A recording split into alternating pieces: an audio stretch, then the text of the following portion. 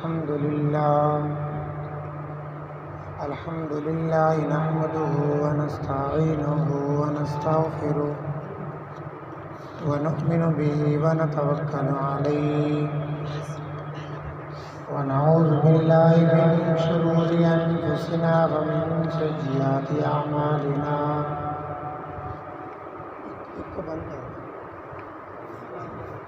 من يهده الله فلا مضل له ومن يضلل فلا هادي له ونشهد أن لا إله إلا الله وحده لا شريك له ونشهد أن سيدنا وسندنا وحبيبنا وطبيبنا ومولانا محمدا عبده ورسوله أما بعد فأعوذ بالله من الشيطان الرجيم بسم الله الرحمن الرحيم الذي خلق الموت والحياة ليبلوكم أيكم أحسن عملا صدق الله العظيم وصدق رسوله النبي الكريم ونحن على ذلك لمن الشاهدين والشاكرين والحمد لله رب العالمين.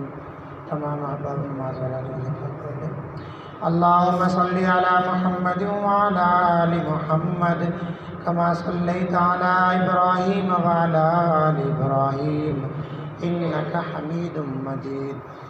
اللهم بارك على محمد وعلى آل محمد كما باركت على إبراهيم وعلى آل إبراهيم إنك حميد مجيد.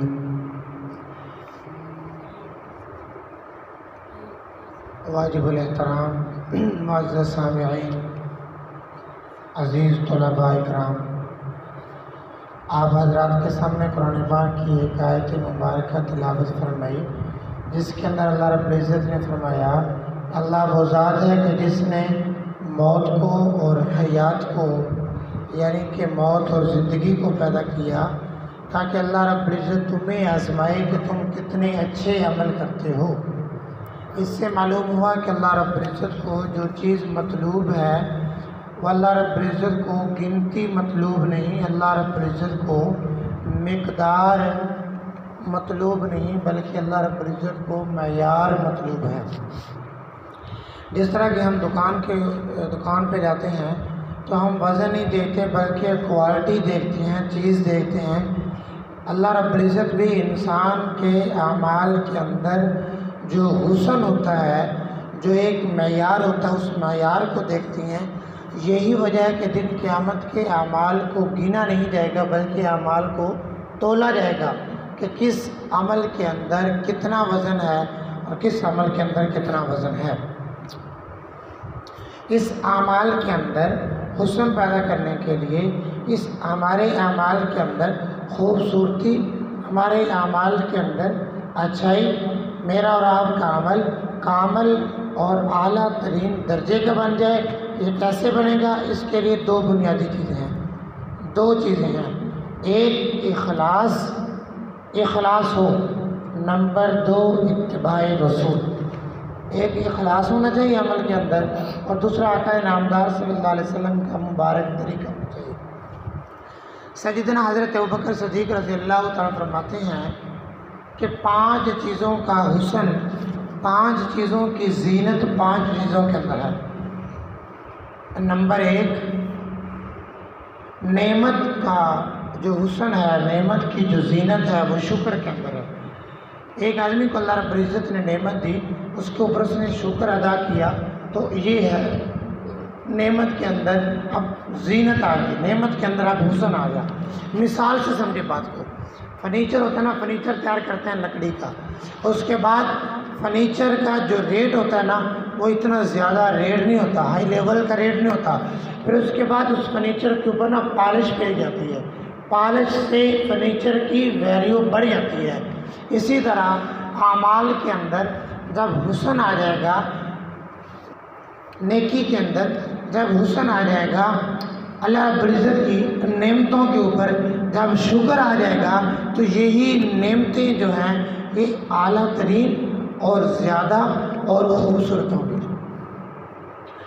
ایک اور مثال سے سمجھے گا. ایک شخص غریب تھا بہت زیادہ، کپڑے پھٹے پرانے، پاؤں کے اندر پہننے کے لیے جوتا نہیں، تو کسی شخص نے اس کو جوتا دے دیا پاؤں کے اندر پہننے کے لیے. تو شخص نے جوتے کو پہنا اور کسی محفل کے اندر گیا. جب محفل سے اٹھا اور جوتوں کے اندر آیا تو دیکھا کہ اس کا جوتا چوری ہو چکا تھا. اب وہ بہت پریشان کہ پہلے کپڑے نہیں ہیں، پھٹے پرانے ہیں، جوتا نہیں تھا، کسی نے دیا تو اب وہ چوری ہو گیا. تو اس نے شکوے شروع کر دی اللہ کے اوپر، یعنی اللہ کی نعمتوں کی ناقدری شروع کر دی. باہر نکلا تو سامنے دیکھا کہ ایک بڑا حسین خوبصورت نوجوان ہے، لیکن اس کی ٹانگیں نہیں ہیں، اس کے پاؤں ہی نہیں ہیں. اس شخص نے کہا اللہ تیرا شکر ہے تو نے جوتے نہیں دیے، پاؤں تو دیے. نعمت کی قدر و قیمت بڑھ گئی. تو نعمت کے اندر حسن، نعمت کی زینت جو ہے وہ شکر کے ساتھ ہے.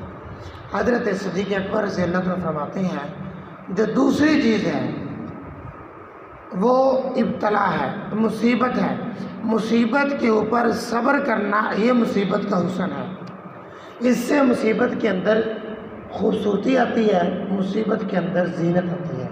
اور یہ بات تو فطری طور پر ہے کہ ہر انسان مصیبت کے وقت جزا فضا کرتا ہے، وویلا کرتا ہے. لیکن جو اس وویلے کے اوپر جو صبر کر لے تو اس شخص کی جو مصیبت ہے یہ اس شخص کے لیے نجات کا ذریعہ ہے. اب دیکھو بعض لوگ جب مصیبت کے اندر آتے ہیں تو کسی محفل کے اندر، کسی مجلس کے اندر جا کر اپنی مصیبت کا ذکر کر کے اپنی مظلومیت بیان کرتے ہیں، اور یہ کرنا ٹھیک نہیں. چونکہ بعض دفعہ مجلس کے اندر کوئی بددین لوگ بیٹھے ہوتے ہیں جو اس کو غلط رائے دیتے ہیں، شیطان کو حملے کا موقع ملتا ہے، دین کے خلاف ہو جاتا ہے. اور بعض لوگ نا امید ہو جاتے ہیں مصیبت کی وجہ سے، اور بعض لوگ ہوتے ہیں جو اللہ رب العزت کی طرف رجوع کر لیتے ہیں، اور یہی اصل طریقہ کار ہے. اب یہاں پر ایک سوال ہوتا ہے. اللہ رب العزت نے قرآن پاک کے اندر ارشاد فرمایا ان اللہ بالناس لرؤوف الرحیم. اللہ رب العزت اپنے بندوں پر رؤوف بھی ہے، مہربان بھی ہے. تو پھر اللہ رب العزت مصیبت کیوں دیتا ہے؟ سوال ہوتا ہے نا. اس بات کو اس کے جواب کو ایک مثال سے سمجھے گا. ایک بچے کو نجاست لگتی ہے، ماں اسے پکڑتی ہے، بچہ روتا ہے، ماں زبردستی اس کے کپڑے اتارتی ہے، گرمیوں کے اندر گرم پانی، سردیوں کے اندر ٹھنڈے پانی سے اسے نہلاتی ہے. جب کہ بچہ روتا ہے ماں پھر بھی چھوڑتی نہیں، کیونکہ ماں کو پتہ ہے کہ اس کے اوپر نجاست لگی ہوئی ہے، نجاست دھلے گی، یہ لوگوں کے اندر جائے گا تو لوگ اس سے محبت کریں گے. تو جب بندے کے اوپر گناہوں کی نجاست لگ جاتی ہے تو اللہ کی طرف سے کوئی مصیبت، کوئی پریشانی، کوئی مشکل آتی ہے تو اللہ رب العزت در حقیقت بندے کے گناہوں کو دھونا چاہتا ہے تاکہ میرا بندہ لوگوں کے اندر جائے تو خوبصورت نظر آئے. ایک اور مثال سمجھیے گا. ایک آدمی کے جسم کے اوپر دانے نکل آتے ہیں، ڈاکٹر کے پاس جاتا ہے، ڈاکٹر اسے کڑوی دوائی دیتا ہے. بندہ کہتا ہے کہ بھائی ڈاکٹر یہ کڑوی دوائی خدا خوفی کرو، میٹھی دوائی دے، کہتا ہے؟ نہیں کہتا. اگر کہے تو ڈاکٹر کہتا ہے بھائی اگر تم نے صحیح معنوں کے اندر علاج کروانا ہے تو اس کا علاج یہی ہے. ایک شخص ایسا بیمار ہے کہ اس کا آپریشن ہونا ہے، ڈاکٹر کو کہے کہ بھائی میں نے آپریشن نہیں کرانا، تو ڈاکٹر کیا کہے گا؟ نہیں کروانا تو نہ کروا، لیکن تو ٹھیک نہیں ہوگا، تجھے سکون نہیں ملے گا. تو بالآخر بندہ آپریشن کرواتا ہے، اس مشکل سے گزرتا ہے کیونکہ آگے سکون ہے. اسی طرح اللہ رب العزت انسان کے اوپر کوئی پریشانی، کوئی مصیبت لاتا ہے تاکہ میرا بندہ گناہوں سے پاک ہو جائے اور ہمیشہ کے لیے سکون کے اندر آ جائے. ایک نفسیاتی اصول ہے، ذہن کے اندر رکھیں. کوئی بھی بندہ ہوتا ہے اگر اسے بتلا دی جائے کہ بھائی یہ آپ کے اوپر پریشانی آئے گی، یہ مصیبت ہے، یہ مشکل ہے، اس کے بعد آپ کو یہ انعام ملنا ہے. مثال کے طور پر مزدور کو کہا جاتا ہے کہ آپ مزدوری کرو، شام کے وقت آپ کو دہاڑی ملے گی 1000 روپے. مزدور گرمی کے اندر مزدوری کرتا نہیں کرتا؟ کرتا ہے، چونکہ انعام سامنے ہے. اسی طرح ایک پہرے دار سخت سردی کی سخت رات کے اندر پہرا کرتا ہے، پہرے داری کرتا ہے. کیوں؟ کہ اسے مزدوری ملنی ہے. جب انعام سامنے ہوگا تو مشکل سے گزرنا آسان ہوگا. تو مصیبت جو کوئی پریشانی آتی ہے اس کے اوپر اللہ رب العزت نے 3 انعام رکھے ہیں. کتنے انعام؟ 3، اور تینوں قرآن پاک کے اندر ہے. نمبر 1 اللہ رب العزت فرماتے ہیں قرآن پاک کے اندر واللہ یحب الصابرین. اللہ رب العزت صبر کرنے والوں سے محبت کرتا ہے. کیا مطلب؟ تمہیں کوئی گالی دے تم خاموش ہو جاؤ، صبر کرو، تو اللہ تم سے محبت کرتا ہے۔ تمہیں کوئی برا بھلا کہے تم خاموش ہو جاؤ، یہ نہیں اگر تم نے مجھے ایک تھپڑ لگایا تو میں آپ کو جواب کے اندر 10 تھپڑ لگاؤں گا، یہ ظلم ہے، یہ انصاف بھی نہیں ہے۔ انصاف ایک کے بدلے ایک، یہ 9 یہ ظلم ہے۔ تو جو گالی برداشت کرے گا، جو صبر کرے گا، اللہ کا وعدہ ہے اللہ یحب الصابرین، اللہ اس سے محبت کرے گا، اور جس سے اللہ محبت کرے اسے اور کیا چاہیے؟ دوسرا انعام۔ اور بندہ صبر نہیں کرتا چونکہ انعام سامنے نہیں ہوتا۔ جس بندے کے سامنے صبر کے اوپر انعامات آ جائیں تو اس کے لیے صبر کرنا آسان ہے۔ نمبر 2، اللہ رب العزت فرماتے ہیں اللہ مع الصابرین، اللہ رب العزت صبر کرنے والوں کے ساتھ ہے۔ جس کو اللہ کا ساتھ مل جائے اسے اور کیا چاہیے؟ اور تیسری جگہ فرمایا والملائکۃ یدخلون علیہم من کل باب سلام علیکم بما صبرتم فنعم عقبی الدار۔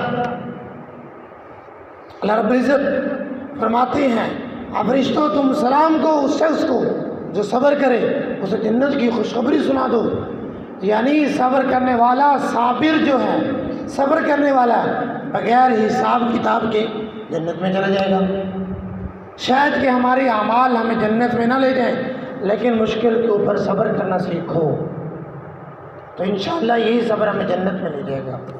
سیدنا حضرت صدیق اکبر رضی اللہ عنہ فرماتے ہیں تیسری چیز فرمایا کہ علم ہے، علم کا حسن، علم کی زینت علم کے اندر ہے۔ علم کہتے ہیں صبر، بردباری، تحمل، برداشت۔ اللہ رب العزت قرآن پاک کے اندر ارشاد فرماتے ہیں وَقَالَ اللَّهُ عَلِيمًا حَلِيمًا، اللہ رب العزت کی ذات عالم ہے، جاننے والی ہے، اور حلیم ہے، حلم والی ذات ہے۔ اب دیکھو ایک باپ بیٹے کی بات کو برداشت کرتا ہے، کیوں؟ اندر کا پتہ نہیں۔ اگر بیٹے کی بات سے سامنے آ جائے تو باپ بیٹے کی بات کو بھی برداشت نہیں کرے گا۔ ایک مالک نوکر کی بات کو برداشت کرتا ہے، کیوں؟ اندر کے کھوٹ کا پتہ نہیں۔ اگر اندر کے کھوٹ اور سازش کا پتہ چل جائے تو مالک نوکر کی بات کو برداشت نہیں کرے گا۔ لیکن اللہ کی ذات کتنی حلیم ذات ہے، بندہ جب ذہن کے اندر گناہ کو لاتا ہے اللہ دیکھتا ہے، اللہ سنتا ہے، اللہ کو پتہ ہے، اللہ جانتا ہے۔ جب بندہ گناہ کا سوچتا ہے اللہ جانتا ہے، جب عین وقت کے اندر بندہ گناہ کر رہا ہوتا ہے اللہ پھر بھی جان رہا ہوتا ہے۔ اللہ اندر کی بات کو، اندر کے کھوٹ کو بھی جانتا ہے، پھر بھی پکڑتا نہیں، کسی کی روزی بند نہیں کرتا، کسی کو نبینا نہیں کرتا، کسی کی بینائی ختم نہیں کرتا، کسی کی سماعت کو ختم نہیں کرتا، کیونکہ اللہ کی ذات حلیم ذات ہے۔ اللہ کی ذات حلیم ذات ہے۔ اللہ کے بعد سب سے زیادہ حلم والی جو ذات ہے وہ اللہ کے نبی صلی اللہ علیہ وسلم ہے۔ اتنا حلم، اتنی برداشت۔ ایک نوجوان آیا، کہنے لگا حضرت میں زنا کرنا چاہتا ہوں، میں آپ سے زنا کی اجازت لیتا ہوں۔ کون کہہ رہا ہے؟ ایک نوجوان کس سے؟ آخری نبی، تمام نبیوں کے سردار، اللہ کے محبوب پیغمبر حضرت محمد صلی اللہ علیہ وسلم سے۔ ہمارے یہاں کوئی شخص اس طرح آ جائے جو کہ مولوی صاحب مجھے زنا کی اجازت دے دو، تو ہم کہیں گے بھائی تجھے شرم نہیں آتی اس طرح کی بات کرتا ہے، یہاں سے اٹھ اور دفع ہو جا، یہی کہیں گے نا۔ لیکن اللہ کے نبی صلی اللہ علیہ وسلم کا حوصلہ دیکھو، حلم دیکھو، کہا کہ بھائی دیکھو جس کے ساتھ تم زنا کرو گے اگر وہ کسی کی ماں یا کسی کی بہن یا کسی کی بیٹی یا کسی کی بیوی ہوگی نا، اس نے کہا کہ بالکل ہوگی۔ میں کہ کیا تو برداشت کرتا ہے کہ تیری ماں کے ساتھ یا تیری بہن یا بیٹی یا بیوی کے ساتھ کوئی زنا کرے؟ کہتا میں تو اس کو برداشت نہیں کرتا۔ اللہ کے نبی صلی اللہ علیہ وسلم نے فرمایا جس کے ساتھ تو زنا کرے گا تو وہ بھی تو کسی کی ماں، بیٹی، بہن، بیوی ہوگی نا۔ سینے کے اوپر ہاتھ رکھا اور گناہ کی یہ شہوت ختم ہوگی، یہ حلم۔ ایک اور جگہ پر آتا ہے اللہ کے نبی صلی اللہ علیہ وسلم مسجد کے اندر تشریف فرما تھے، ایک بدو آیا، اس نے آ کر مسجد کے صحن کے اندر پیشاب شروع کر دیا۔ صحابہ اکرام نے ڈانٹنا چاہا، اللہ کے نبی صلی اللہ علیہ وسلم نے منع کر دیا۔ کیوں؟ 2 وجہ۔ ایک یہ کہ اگر ڈانٹتے ہیں تو یہ بھاگے گا نا، تو جو تھوڑی سی جگہ خراب ہو رہی تھی تو پھر مسجد کی جگہ زیادہ خراب ہوگی، اور دوسرے یہ کہ بھاگے گا تو پیشاب کو روکے گا تو اس سے بیماری پیدا ہوگی۔ تو اللہ کے نبی صلی اللہ علیہ وسلم نے بعد کے اندر بلایا کہا کہ دیکھو بھائی یہ جو مسجدیں ہوتی ہیں نا پیشاب کرنے کی جگہ نہیں ہوتی، اور پھر کپڑے وغیرہ بھی دیے، پاک صاف ہوا، اور پھر سواری کا انتظام بھی کر کے دیا۔ دیکھو اللہ کے نبی صلی اللہ علیہ وسلم کا اخلاق بھی اور حلم بھی۔ اور جب وہ گیا اپنے قبیلے کے اندر تو کہا کہ اے فلاں بن فلاں میری بات سنو، اے فلاں بن فلاں میری بات سنو۔ لوگوں کو اکٹھا کیا اور کہا کہ میں نے یہ حرکت کی اور میرے ساتھ محمد نے یہ معاملہ کیا۔ اس نے کہا کہ ہمیں دیکھنا چاہیے محمد کس طرح اتنا عظیم شخص ہے کہ جو اس طرح کے جرم کے اوپر بھی اس طرح کا صلہ دیتا ہے۔ تو پھر ایک شخص کی وجہ سے پورا کا پورا قبیلہ مسلمان ہو گیا۔ اور ہمارے اسلاف کو دیکھ لیں، ان کے اندر حلم کتنا ہے۔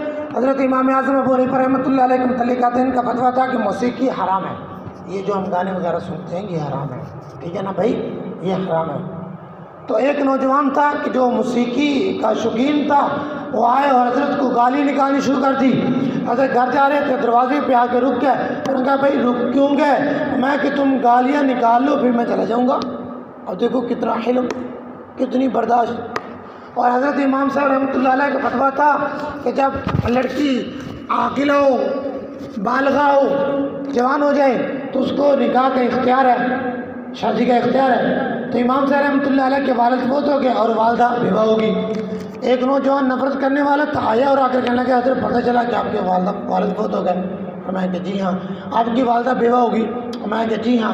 میں کہ آپ کی والدہ بڑی خوبصورت ہے، میں آپ کی والدہ سے نکاح کرنا چاہتا ہوں، اور آپ کا فتویٰ ہے کہ عاقلہ بالغہ عورت مرضی سے نکاح کر سکتی ہے۔ تو ہمارے طرح کا کوئی بندہ ہوتا تو اس کو پکڑتا اور اس کی چترول کرتا، اسے بھگا دیتا۔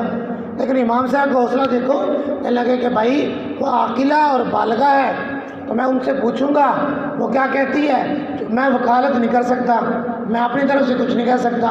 اب حوصلہ دیکھو، ہمارے اسلاف کے اندر بھی حوصلہ ہے، اور علم کی زینت حلم ہے۔ جس شخص کے پاس علم ہے لیکن حلم نہیں، حوصلہ نہیں، برداشت نہیں، تو گویا اس کا علم قابل قبول نہیں۔ علم کی قبولیت کے لیے حلم کا، برداشت کا ہونا ضروری ہے۔ حضرت اشرف علی تھانوی، مولانا اشرف علی تھانوی رحمۃ اللہ علیہ کے متعلق آتا ہے، دہلی کے اندر بیان کر رہے تھے اور بڑا مجمع تھا، تو مجمع کے اندر جب مولوی صاحب جوش کے اندر ہوتا نا پھر سنتا نہیں کسی کی، لیکن جب حضرت مولانا اشرف علی تھانوی رحمۃ اللہ علیہ جوش کے اندر تھے تو ایک شخص کھڑا ہوا کہا کہ حضرت آپ حرامی ہو، آپ حرامی ہو۔ کتنی بڑی بات کی، لوگوں نے اسے پکڑنا چاہا، مارنا چاہا، حسن روک دے، رک جاؤ۔ اس نے مجھے کہا حرامی، تو اس کا جواب بھی میں دوں گا۔ میں کہ دیکھو بھائی، دہلی کے اندر میرے والدین کے نکاح کے گواہ موجود ہیں، فوت نہیں ہوئے، ابھی زندہ، ان سے پوچھ لو۔ اب دیکھو کتنا حوصلہ ہے، کتنا برداشت ہے، کتنا حلم ہے۔ تو علم کی قبولیت، علم کا حسن کس کے اندر ہے بھائی؟ حلم کے اندر ہے، برداشت کے اندر ہے۔ حضرت صدیق اکبر رضی اللہ عنہ نے فرمایا کہ چوتھی چیز، فرمایا کہ محسن، احسان کرنے والے کا حسن، احسان کا حسن، احسان کی زینت، احسان نہ جتلانے کے اندر ہے۔ اللہ رب العزت نے قرآن پاک کے اندر ارشاد فرمایا لا تبطلوا صدقاتکم بالمن والاذی، سر ہے نا بھائی، فرمایا کہ تم اپنے صدقات کو ضائع نہ کرو احسان جتلا کر اور تکلیف پہنچا کر۔ پہلی بات، ہم کسی کے اوپر احسان کرتے نہیں، اگر احسان کریں صبح کے وقت کریں تو شام تک ہم جتلا دیتے ہیں، سارا کا سارا ضائع کر دیتے ہیں۔ اور پھر سن لیں، اللہ کے نبی صلی اللہ علیہ وسلم نے فرمایا جو احسان کر کے احسان جتلائے گا، دن قیامت کے اللہ نہ ان سے بات کرے گا اور نہ ان کی طرف دیکھے گا۔ دیکھو کتنی سخت وعید ہے۔ یہی وجہ نا ہمارے بڑے کہتے آئے نیکی کر دریا میں ڈال، نیکی کر اور بھول جا۔ اگر نیکی کا صلہ چاہتا ہے تو نیکی کر اور بھول جا، چاہے جائے کہ نیکی کرو اور اس کی ویڈیو بناؤ اور سوشل میڈیا پہ لاؤ اور اپنی شہرت حاصل کرو، یہ نیکی قابل قبول نہیں، یہ پکڑ کا ذریعہ ہے۔ جو کوئی شخص بندہ نیکی کرتا ہے نا بھائی تو وہ نیکی بڑھتی رہتی ہے۔ یہی وجہ کہ دن قیامت کے بندہ اپنے اعمال کو دیکھے گا کہ اعمال تھوڑا کیا تھا لیکن اجر بہت زیادہ ہے، اللہ کے ہاں یہ نیکی بڑھتی رہتی ہے۔ اس طرح کہ ایک واقعہ بھائی، ایک شخص نے نا دوسرے شخص کو کچھ پیسے دے دی، بھائی یہ تم پیسے اپنے پاس رکھ لو اور میں آپ سے لیتا رہوں گا۔ چنانچہ وہ لیتا رہا کافی عرصہ تک پیسے لیتا رہا، تو ایک دن نا دینے والے نے کہا کہ بھائی تجھے پیسے نہیں ملیں گے، تو نشے کرتا ہے، تجھے شرم نہیں آتی؟ اس نے کہا کہ بھائی میں کون سا تجھ سے بھیک مانگ رہا ہوں، میرے پیسے تیرے پاس جمع ہیں، بس پیسے تھے، اور یوں برا بھلا کہا، گالیاں وغیرہ نکالی، تو خاموش رہا۔ اس نے کہا کہ بھائی میں حساب تو کروں، میرے کتنے پیسے بقایا ہیں، کہ ختم تو نہیں ہو گئے؟ جب اس نے حساب کیا تو اس کے پیسے کافی وقت پہلے ختم ہو چکے تھے، اور اس نے کافی پیسہ ادھار بھی لے چکا تھا، اور پھر بھی گالیاں نکال رہا تھا، اور اگلے بندے کا دیکھ لو سلا کہ خاموش تھا۔ بعض دفعہ انسان اپنے ذہن کے مطابق ٹھیک کر رہا ہوتا ہے، لیکن حقیقت کے اندر غلط کر رہا ہوتا ہے، تو احسان کر کے احسان جتلانا نہیں چاہیے۔ اور پانچویں چیز، حضرت صدیق اکبر رضی اللہ عنہ فرماتے ہیں کہ خوف خدا کا حسن، خوف خدا کی زینت گناہ نہ کرنے کے اندر ہے۔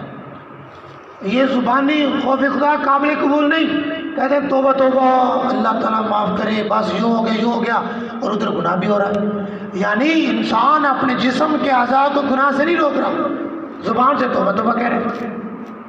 حضرت امام شافعی رحمۃ اللہ علیہ کا دور ہے، تو ایک بادشاہ اور بیوی کے آنا کچھ جھگڑا ہو گیا، تو بیوی نے کہا کہ تو جہنمی ہے، تو جہنمی ہے۔ بادشاہ نے کہا اگر میں جہنمی ہوں تو تجھے طلاق۔ مسئلہ کھڑا ہو گیا، بڑے لوگوں سے پوچھا بھائی طلاق ہوگی، امام شافعی رحمۃ اللہ علیہ کے پاس آئے۔ امام شافعی رحمۃ اللہ علیہ نے کہا کہ بھائی ایک بات تم بتلا دو، جنت کی ضمانت میں دے دیتا ہوں۔ میں کہ کون سی بات؟ میں کہ تم کبھی خوف خدا سے ڈرے، کبھی اللہ کے خوف سے ڈرے؟ تو بادشاہ نے کہا کہ ہاں ایک مرتبہ ڈرا۔ میں کہ کس طرح؟ میں کمرے کے اندر داخل ہوا، گھر کے اندر بے نکرانی صفائی کر رہی تھی، بڑی خوبصورت تھی، میں نے کمرے کو بند کیا، قریب تھا کہ میں گناہ کرتا، اس نے کہا اتقوا اللہ، اللہ سے ڈر جا، تو میں اللہ سے ڈر گیا اور میں نے اس کو چھوڑ دیا، میں نے گناہ نہیں کیا۔ تو امام شافعی رحمۃ اللہ علیہ نے کہا کہ تو جنتی ہے، تو جنتی ہے۔ مفتیان اکرام نے پوچھا حضرت آپ کیسے کہہ سکتے ہو جنتی ہے؟ میں نے قرآن پاک پڑھا، اما من خاف مقام ربی ونہى النفس عن الهوى فإن الجنة هي المأوى، جو شخص خوف خدا سے ڈر گیا جنت میں جائے گا۔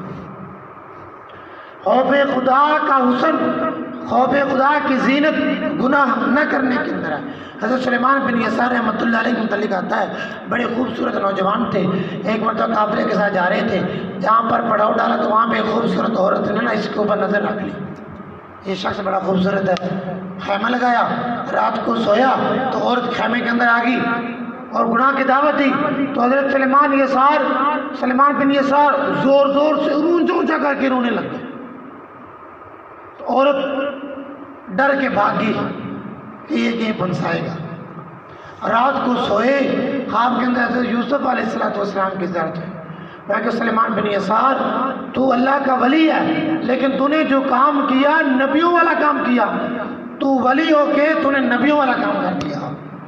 تو اللہ رب العزت کے خوف سے ڈرنا چاہیے بھائی، مطلب کہ انسان کو گناہ چھوڑنا چاہیے۔ اگر انسان گناہ نہیں چھوڑتا اور یہ کہتا ہے کہ میں اللہ کے خوف سے ڈرتا ہوں، تو پھر یہ تو دھوکہ ہے۔ تو 5 چیزیں پلے باندھ لیں۔ نمبر 1، نعمت کا حسن شکر کے اندر ہے، جب بھی کوئی نعمت ملے تو اس کے اوپر شکر کرو۔ پریشانی اور مصیبت کا حسن صبر کے اندر ہے، کوئی پریشانی کوئی مصیبت آئے تو اس کے اوپر صبر کرو۔ نمبر 3، علم کا حسن حلم کے اندر ہے، اللہ نے علم دیا تو برداشت بھی کرو۔ نمبر 4، احسان کیا تو پھر احسان جتلاؤ نہیں، نیکی کر دریا میں ڈال۔ نمبر 5، اللہ کے خوف سے ڈرو، اللہ کے خوف کا حسن گناہ نہ کرنے کے اندر ہے۔ تو ان چیزوں کے اوپر عمل کرو گے نا انشاءاللہ۔ اللہ رب العزت سے دعا ہے جو کچھ کہا گیا ہمیں توفیق